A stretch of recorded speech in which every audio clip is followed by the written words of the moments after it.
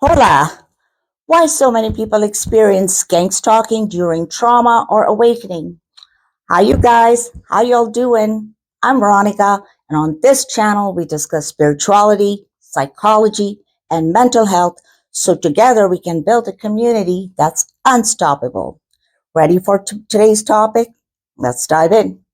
So, my last gang stalking video, I talked about the 18 tactics used to harass people. But not everybody experiencing gang stalking goes through all these tactics. Stay with me because towards the end, I'll be talking about what Holy Spirit showed me how spiritual gang stalking is done and how my gang stalking stopped. Today, I want to talk about this phenomenon of gang stalking where so many people are quietly struggling. It's a feeling that becomes overwhelming, isolating, and deeply confusing. And that's the experience of feeling watched, monitored, stalked, or targeted, especially during times of trauma, emotional breakdown, or spiritual awakening. If you've ever felt like you were being followed, that people were coordinated against you, or that strangers were observing you in an unusual way, you are not alone and you are definitely not crazy. These experiences are much more common than people think, and there are real psychological and spiritual reasons behind why they happen during certain phases of your life. So today, I'm going to break this down in a grounded, compassionate, and deeply honest way so you can understand what's really going on within you, around you, and energetically in your life when these experiences show up. So the moment your life breaks open, people tend to experience gang stalking kind of sensations during two major life phases: intense trauma or emotional collapse, spiritual awakening or ego death. Both of these experiences have something in common. You become hyper aware and highly sensitive. When your system is overwhelmed, your mind becomes laser focused on threat. Your nervous system is scanning constantly for danger. Your intuition is loud.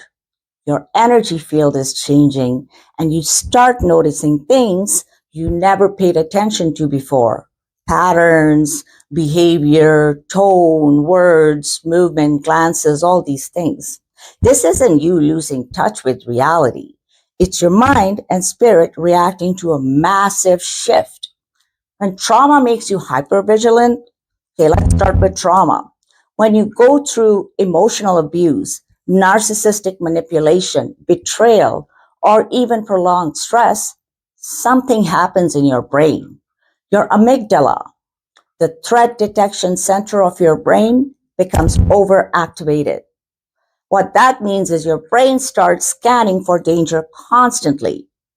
You start noticing people's facial expressions, cars that drive by a little too slowly, conversations around you, patterns, numbers, symbols, subtle changes in people's tone or behavior. Your senses become heightened because your brain is trying to protect you. But the downside is this: your mind begins interpreting neutral stimuli as potential threats. So if someone glances at you for half a second longer, it feels like surveillance. If a car passes twice, it feels like a pattern. If someone stands near you too close, it feels intentional. Your mind isn't trying to scare you, it's trying to keep you alive. Hypervigilance isn't weakness, it's survival mode. The psychology of feeling targeted.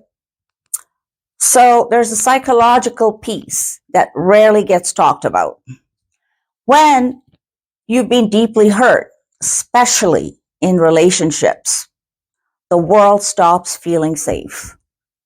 You know that. You've had your sense of trust shattered, And once that happens, the mind looks for confirmation of danger everywhere.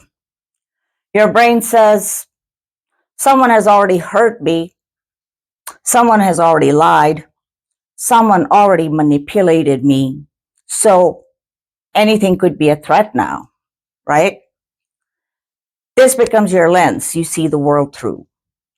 And once you're wearing that lens, your mind starts building a narrative to explain all this tension and fear. The narrative that forms is often, someone is doing something to me. Not because you're delusional or paranoid, but because your system is overwhelmed and it's trying to make sense of danger. The spiritual awakening layer now. Let's go to the spiritual side because this is where many people get confused or scared. So during a spiritual awakening, your consciousness expands, okay? You become more aware of energy, intuition, synchronicities, patterns, and the interconnected nature of everything around you. Your old ego, the part of you that was asleep, controlled, or traumatized, begins to dissolve.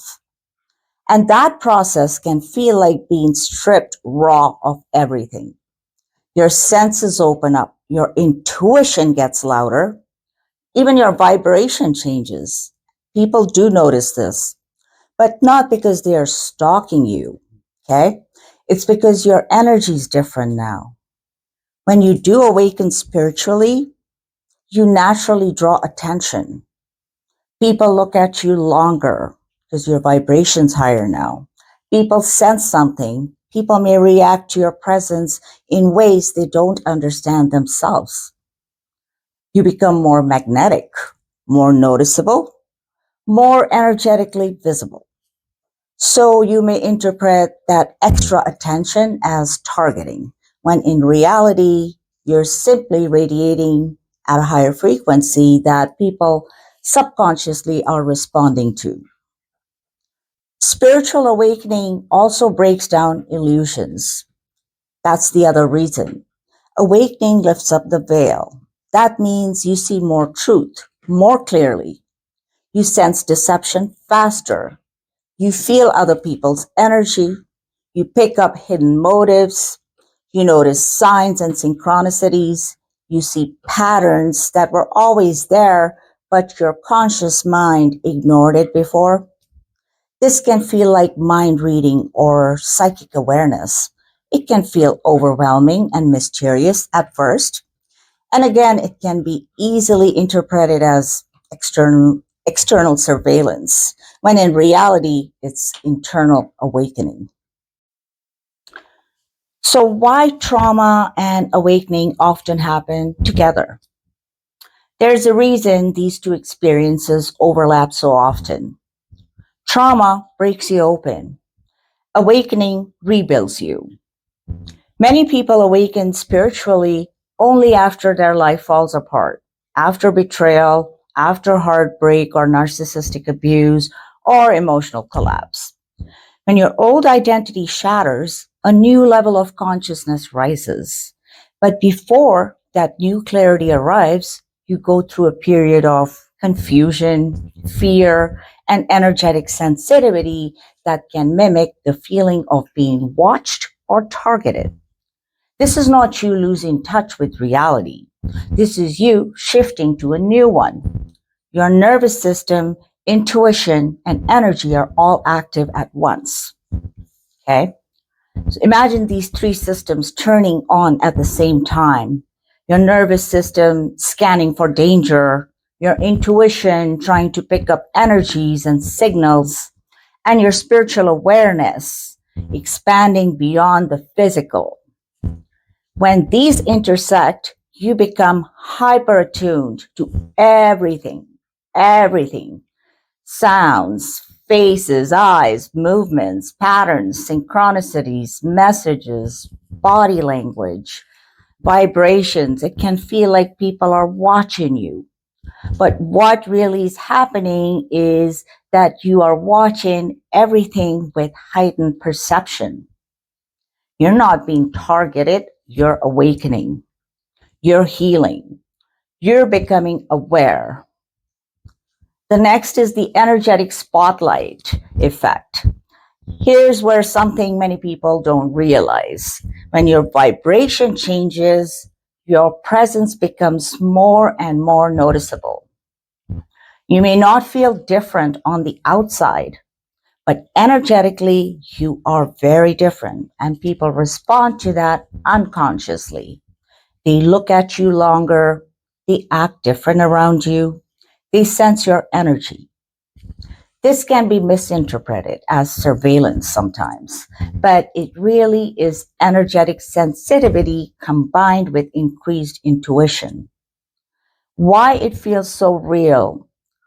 These experiences feel real because your senses are heightened. Your mind is trying to protect you, your spirit is awakening, and your old identity is dissolving.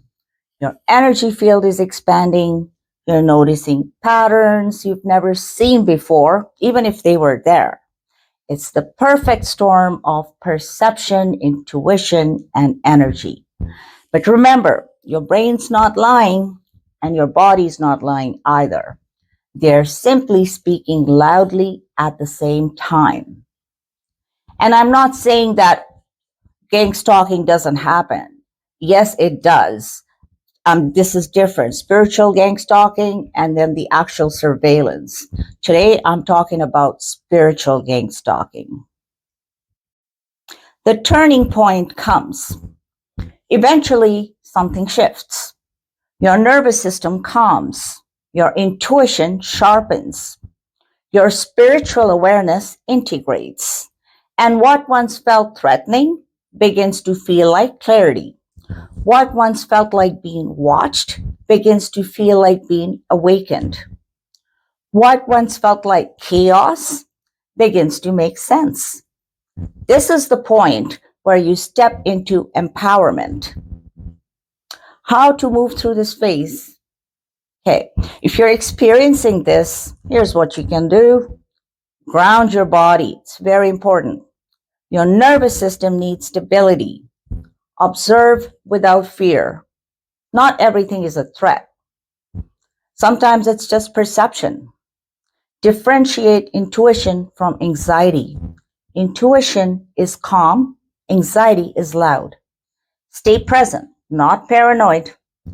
Your power is in your awareness, not your fear. Keep your energy clean. Meditation, breath work, nature, all these help tremendously. Remind yourself, awakening looks chaotic before, but then it becomes beautiful. So many people experience these sensations during trauma or awakening. The feeling of being watched, followed, targeted, or analyzed, because their entire inner world is shifting all at once. You're not going backward. You're not losing control. You're not imagining everything. You're just awakening from a version of yourself that once lived in fear in the matrix and stepping into a version of yourself that sees the truth clearly. This phase doesn't last forever. It's a doorway. It's a transition from 3D to 5D. And if you're going through it, it's because you're leveling up. And you're not alone on that journey. Know that. The only way out of this is going through it. Things are not happening to you.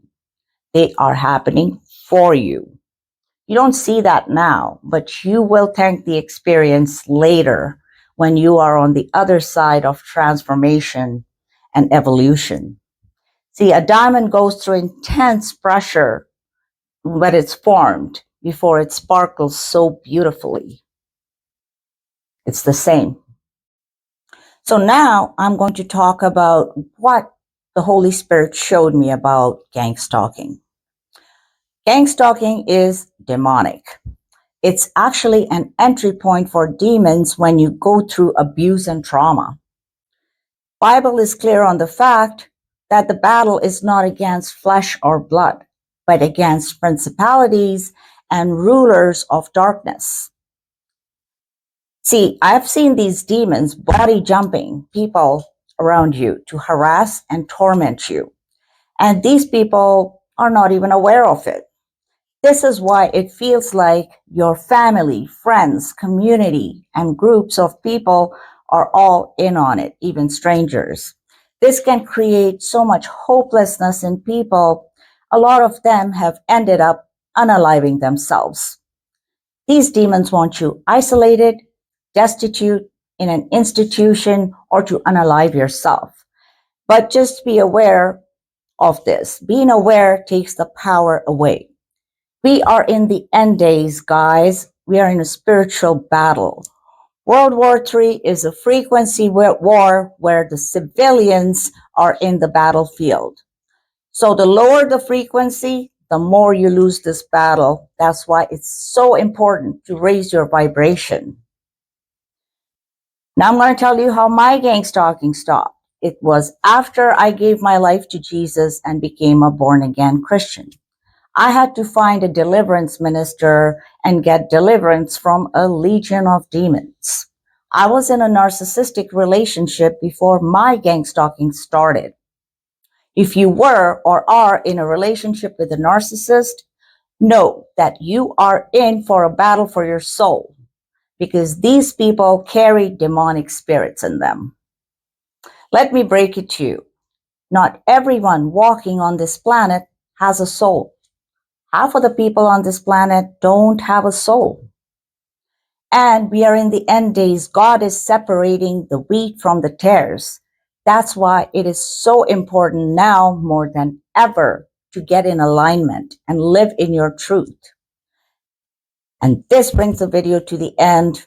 If this video touched you, smash that like button, share it with one other person, because when you share it with one other person, it helps raise awareness, and the algorithm, it shares it with other viewers who need to watch this and who need this information. I noticed a lot of my viewers are not subscribed, so please take a moment and subscribe to the channel and hit that notification bell so you don't miss any future videos. Okay? Until next time, guys, love you all. Take care.